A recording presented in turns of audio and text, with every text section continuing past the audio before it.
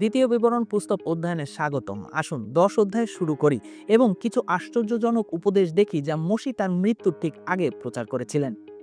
এই প্রশ্নটি বিবেচনা করে শুরু করতে চাই, আপনি কিভাবে ঈশ্বরের অনুগ্রহ এবং করুণার প্রতি সাড়া দেবেন? অনুগ্রহ মানে এমন সুবিধা পাওয়া যা অর্জন করা যায় না, আর করুণা মানে প্রাপ্য শাস্তি বা বিচার আটকে রাখা। আমরা অনুগ্রহ বা করুণা অর্জন করতে পারি না, আমরা কেবল ভালো বা খারাপ প্রতিক্রিয়া জানাতে পারি। অবশ্যই অনুতাপ ও ভক্তি সহকারে তার অনুগ্রহ ও করুণার প্রতি সাড়া দেওয়ার জন্য আমাদের সময় দেওয়া হয়েছে। বিচারের জন্য ঈশ্বরের সামনে আমাদের প্রত্যেককেই দাঁড়াতে হবে এবং মসি সেই দিনের জন্যই ইসরায়েলীয়দের প্রস্তুত করার চেষ্টা করেন। ঐশ্বরিক অনুগ্রহ এবং করুণা আমাদের অনুপ্রাণিত করে একগুঁয়ে স্বভাব ও পাপ থেকে বিরত থাকতে। ঈশ্বর, যিনি পাপী থাকা সত্ত্বেও আমাদের ভালোবাসেন, তাকে সন্তুষ্ট করা উচিত। আমাদের জীবনের এমন বিষয়গুলো থেকে পরিত্রাণ পেতে হবে যা ঈশ্বরকে অসন্তুষ্ট করে এবং এর পরিবর্তে আন্তরিক ও কৃতজ্ঞতা ও উপাসনা সহ সম্পূর্ণরূপে তার সেবা করার চেষ্টা করা উচিত। প্রেরিত পৌল এই কথা বলেছে ২ করিন্থীয় ৬:১। ঈশ্বরের সহকর্মী হিসেবে আমরা তোমাদের এই অনুরোধ করছি, তোমরা যখন ঈশ্বরের দয়া পেয়েছ তখন তা নিষ্ফল হতে দিও না। ঈশ্বর আপনাকে পাপ থেকে রক্ষা পাওয়ার সুযোগ দেন এবং মহান আত্মিক আশীর্বাদ প্রদান করেন। আপনি যদি এই সত্য বিশ্বাস করেন কিন্তু সঠিকভাবে উপলব্ধি না করে অবিরত অবাধ্যতায় চলেন, তবে সেটি হবে গুরুতর পাপ। ১৩ অধ্যায় ঈশ্বরের অনুগ্রহের প্রতি ভুলভাবে সাড়া দেওয়া সম্পর্কে বলে। একে বলে ধর্মত্যাগ। ধর্মত্যাগ মানে ঈশ্বরের সাথে আপনার যে সম্পর্ক তার থেকে দূরে সরে দাঁড়ানো। এটি ঘটে যখন আপনি ঈশ্বরের বাধ্য হতে প্রতিশ্রুতিবদ্ধ হন আর পরে দূরে সরে যান। এটি একটি গুরুতর পাপ এবং এর ফলাফলগুলো আপনার জীবন ও আত্মার জন্য ধ্বংসাত্মক হতে পারে। ইব্রিয়দের ইতিহাসের সমস্ত অংশ জুড়েই ঈশ্বরের কাছ থেকে দূরে সরে যাওয়ার উদাহরণ দেখা যায়। সংবেদনশীল হৃদয়ের জন্য ১৩ অধ্যায় পড়া কঠিন। মূল আদেশটি অধ্যায়ের প্রত্যাশিত বিষয়ের উপর ভিত্তি করে, যা ৪ পদে রয়েছে। তোমাদের ঈশ্বর সদাপ্রভুর কথা মতোই তোমাদের চলতে হবে এবং তাকেই ভক্তি করতে হবে। তোমরা তার আদেশ পালন করবে ও তার বাধ্য হয়ে চলবে। তোমরা তার সেবা করবে ও তাকেই আঁকড়ে ধরে থাকবে। মাত্র একটি পদের পরে নৃশংসতা যুক্ত হৃদয় বিদারক কিছু আসছে। বলা হয়েছে, যদি একজন ভাববাদীও চিহ্ন ও আশ্চর্য কাজ দেখিয়ে মূর্তি বা অন্যান্য দেবতাদের পূজা করার জন্য ডাকে, তবে তাকে অবশ্যই মেরে ফেলতে হবে। এটি আরও কষ্টদায়ক হতে চলেছে। যদি পরিবারের সদস্যরা ঈশ্বরকে ত্যাগ করার চেষ্টা করায়, তবে তাদেরও মেরে ফেলতে হবে। এটিকে আরও কঠিন হচ্ছে। বলা হচ্ছে, যদি একটি পুরো শহর ঈশ্বরের কাছ থেকে দূরে সরে যায় এবং অন্যদেরকে মূর্তি পূজার দিকে টেনে আনতে চায়, তবে সেই পুরো শহরটিকে অবশ্যই ধ্বংস করতে হবে। এই অধ্যায়টি পড়ার পরে নিজেকে বা অন্যদেরকে ঈশ্বরের কাছ থেকে দূরে সরিয়ে না নেওয়া কতটা গুরুত্বপূর্ণ তা না বুঝতে পারা অসম্ভব। এটি বিপজ্জনক ও ধ্বংসাত্মক। এই ধর্মত্যাগ কিন্তু পাপের সাথে সাময়িক লড়াই থেকে ভিন্ন।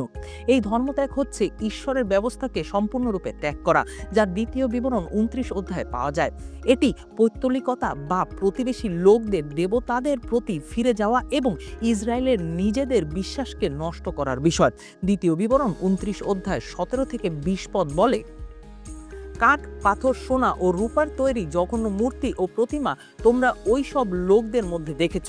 তোমরা দেখে নাও যেন তোমাদের মধ্যে আজ এমন কোনো পুরুষ বা স্ত্রীলোক কিংবা কোনো বংশ বা গোষ্ঠী না থাকে যার অন্তর তোমাদের ঈশ্বর সদাপ্রভুকে ফেলে ওই সব জাতির দেব দেবতার পূজা করতে আগ্রহী। যদি সেই রকম কেউ থাকে, তবে তোমাদের মধ্যে সে হবে এমন একটা শিকড়ের মতো যা পরে বিষাক্ত তেতো গাছ হয়ে উঠবে। এই রকম লোক এই শপথ করা কথাগুলো শুনবার সময় যদি নিজেকে ভাগ্যবান বলে মনে করে এবং মনে মনে ভাবে নিজের ইচ্ছামতো চলতে থাকলেও সে নিরাপদে থাকবে, তাহলে তোমাদের সকলের উপরে সে সর্বনাশ ডেকে আনবে। সদাপ্রভু কখনো তাকে ক্ষমা করতে রাজি হবেন না। সেই লোকের বিরুদ্ধে তার ক্রোধ জ্বলে উঠবে আর তার অন্তরে তার পাওনা ভক্তির আগ্রহ জেগে উঠবে।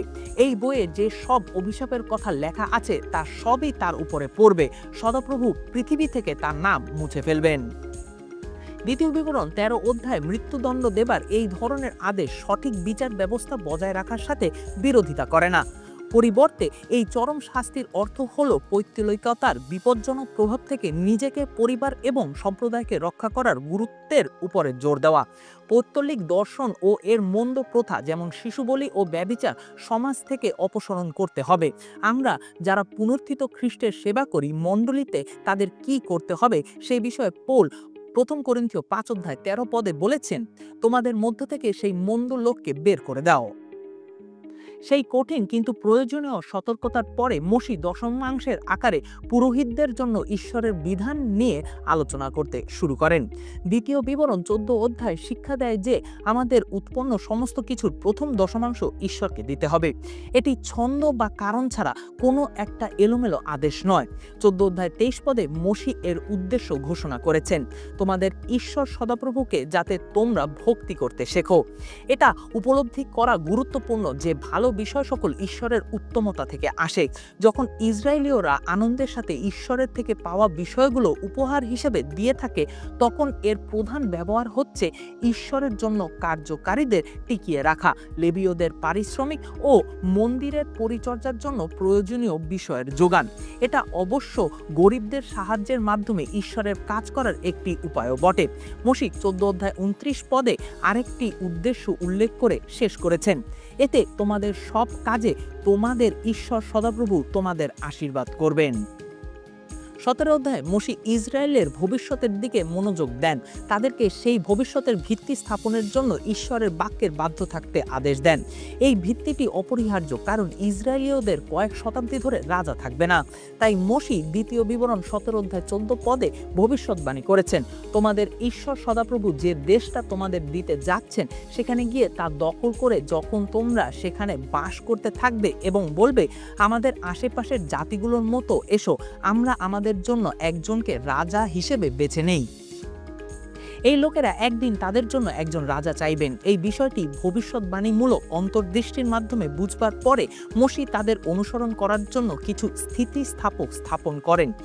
17:18-20 বলেছেন, লেবীয়দের মধ্যে যারা পুরোহিত তাদের কাছে আইন কানুনের যে বই আছে, সিংহাসনে বসবার সময় তাকে সেই বই থেকে তার নিজের জন্য সব আইন কানুনের একটি বইয়ে নকল করে নিতে হবে।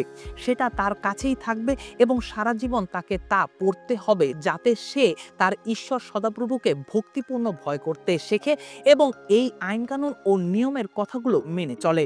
এর ফলে অন্যান্য ইসরায়েলীয় ভাইদের চেয়ে নিজেকে বড় করে দেখবার ভাব তার মনে আসবে না এবং আইন কানুন থেকে সে এদিক ওদিকে সরে যাবে না।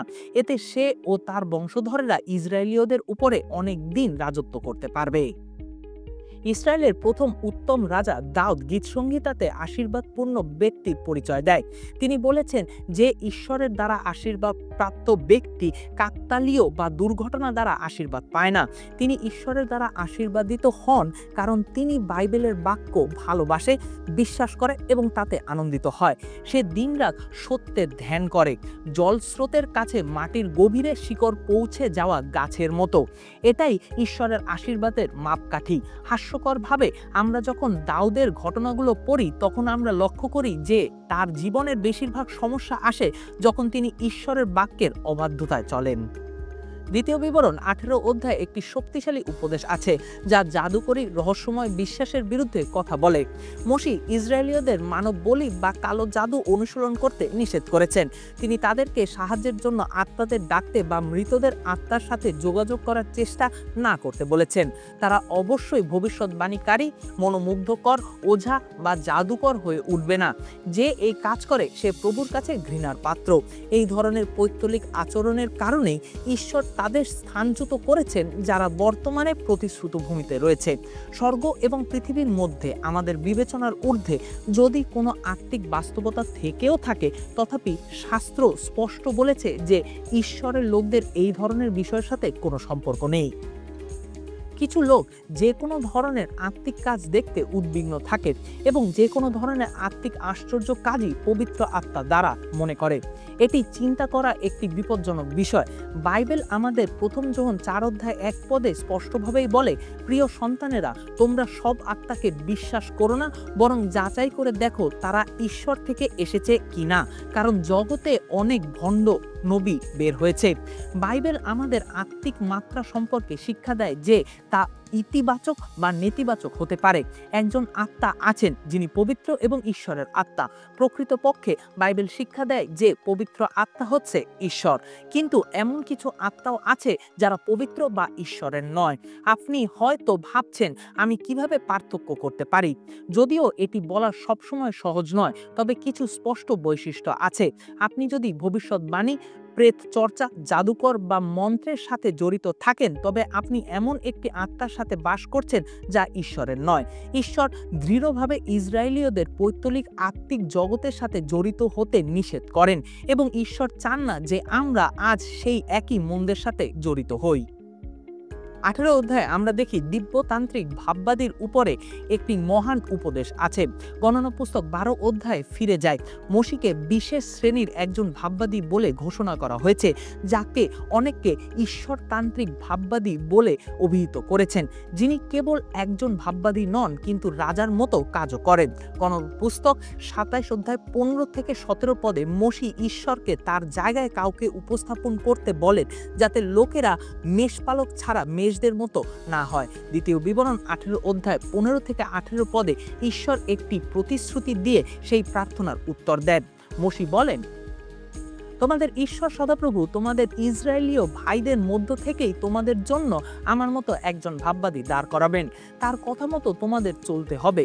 হরব পাহাড়ের কাছে যেদিন তোমরা সবাই সদাপ্রভুর সামনে জড়ো হয়েছিলে, সেই দিন তোমরা তোমাদের ঈশ্বর সদাপ্রভুর কাছে তাই চেয়েছিলে। তোমরা বলেছিলে, আর আমরা আমাদের ঈশ্বর সদাপ্রভুর কথা শুনতে কিংবা এই মহান আগুন দেখতে চাই না, তাহলে আমরা মারা যাব। সদাপ্রভু আমাকে বলেছিলেন, তারা ভালোই বলেছে। আমি তাদের ইসরায়েলীয় ভাইদের মধ্য থেকে তাদের জন্য তোমার মতো একজন ভাববাদী দাঁড় করাবো। তার মুখ দিয়েই আমি আমার কথা বলবো, আর আমি যা বলতে তাকে আদেশ দেব, সে তাই তাদের বলবে। আপনি লক্ষ্য করবেন যে এই প্রতিশ্রুতিতে একটি চাহিদা রয়েছে। ঈশ্বর যখন ইসরায়েলকে একজন নতুন ভাববাদীর এই উপহার দেন, তখন তারা তার কথা শুনতে বাধ্য। এই প্রতিজ্ঞা ইসরায়েলীয়দের একটি স্থায়ী প্রত্যাশা হয়ে ওঠে। এটি কেবল এমন অনেক ব্যক্তিকেই প্রতিনিধিত্ব করে যারা শেষ পর্যন্ত সমস্যার সময় নেতৃত্ব দেওয়ার জন্য উঠে দাঁড়াবে। তবে চূড়ান্ত ভবিষ্যৎবাণীমূলক ব্যক্তিত্বে মসি যেখানে ব্যর্থ হয়, তিনি সেখানে সফল হবেন, মানে যীশু খ্রিস্ট। এই প্রতিশ্রুত মসিহ ঈশ্বরের লোকদের তাদের অনন্ত প্রতিজ্ঞাত দেশে নিয়ে আসবেন। এই সময়ের মধ্যে ইসরায়েলের নেতৃত্বতা দানকারী প্রত্যেক ভাববাদী ইসরায়েলকে দেখাবে যে চূড়ান্ত ভাববাদী কেমন হবেন। দ্বিতীয় বিবরণে এই প্রতিশ্রুতিটি প্রত্যাশার একটি বড় উৎস হয়ে ওঠে, যা যিশুকে উল্লেখ করে, যা নতুন নিয়মের বেশ কয়েকটি অনুচ্ছেদেও পাওয়া যাবে। লুক 7 অধ্যায় 16 পদে যারা বিধবার ছেলের পুনরুত্থান দেখেছেন, তারা যখন এই অনুচ্ছেদটি উল্লেখ করেন, আমাদের মধ্যে একজন মহান ভাববাদীর উদয় হয়েছে। এই অনুচ্ছেদটি প্রেরিতদের দ্বারাও উল্লেখ করা হয়েছে, যখন তারা প্রেরিত 3 অধ্যায় 22 থেকে 23 পদে যিশুকে নিয়ে আলোচনা করেছেন। এটি যিশু রূপান্তরের সময় পর্বতের উপরে স্বর্গ থেকে আসা বাক্যের মাধ্যমে উল্লেখ করা হয়েছে। এ আমার প্রিয় পুত্র, আমি তার প্রতি সন্তুষ্ট, এর কথা শোনো। যোহন তার লেখায় অনেকবার এটি উল্লেখ করেছেন। যেমন যোহন 6 অধ্যায় 14 পদে দেখা যায়, যিশুর এই আশ্চর্য কাজ দেখে লোকেরা বলতে লাগলো, জগতে যে ভাববাদীর আসবার কথা আছে, ইনি সত্যি সেই ভাববাদী। শেষ করার আগে আসুন আমরা দ্বিতীয় বিবরণ 30 অধ্যায়ে মসির চূড়ান্ত একটি উপদেশ বিবেচনা করি। এখানে মসি ইসরায়েলীয়দের প্রতি ঈশ্বরের আশীর্বাদের প্রতিশ্রুতি দেন যদি তারা ঈশ্বরের বাক্য মেনে চলে, এবং না মানার অভিশাপের বিষয়ে সতর্ক করেন। মসি 19 থেকে 20 পদে বলেছেন, তোমাদের বিরুদ্ধে মহাকাশ ও পৃথিবীকে সাক্ষী রেখে আমি বলছি যে আজ আমি তোমাদের সামনে জীবন কিংবা মৃত্যু এবং আশীর্বাদ কিংবা অভিশাপ তুলে ধরলাম। তোমরা জীবনকে বেছে নাও, যেন তোমরা ও তোমাদের ছেলেমেয়েরা বেঁচে থাকো ও তোমাদের ঈশ্বর সদাপ্রভুকে ভালোবাসো, তার কথা শোনো এবং তাকে আঁকড়ে ধরে রাখো, কারণ এগুলোর মধ্যেই রয়েছে তোমাদের জীবন। যে দেশ দেবার শপথ তিনি তোমাদের পূর্বপুরুষ অব্রাহাম, ইসহাক ও যাকবের কাছে করেছিলেন, সেখানে এগুলোর মধ্যেই রয়েছে তোমাদের আয়ু।